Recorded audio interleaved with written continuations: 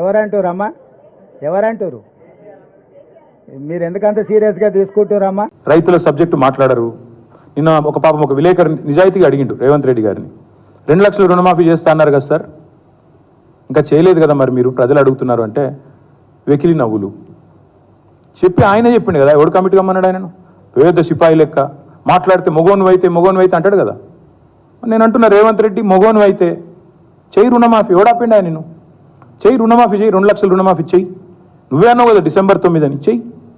Point ఏంటంటే ఈ చిల్లర మాటలు కాదు కదా ప్రజలు చూసేది. అల్టిమేట్గా 4 రోజులు నడిపిస్తారు బై టైంపాస్, అటెన్షన్ డైవర్షన్. ఓ రోజు గొర్రెల స్కామ్ అంటాడు, ఓ రోజు బర్రెల స్కామ్ అంటాడు, ఓ రోజు ఫోన్ ట్యాపింగ్ అంటాడు, ఓ రోజు కాళేశ్వరం స్కామ్ అంటాడు. ఇవేనా ఇక? అసలు పని లేదా? మంచి ఇల్లు ఇచ్చేది లేదు, సాగునీరు ఇచ్చేది లేదు, పంటలు ఎండితే పట్టించుకునేది లేదు, రైతులకు రుణమాఫీ లేదు, కొత్త ఇన్వెస్ట్మెంట్లు రావు. ఇవేం చెప్పరు. ఇడికెళ్ళి కంపెనీలు పారిపోతుంటే మాట్లాడరు. ఇవేం ఉండవు. ఏముండాలి?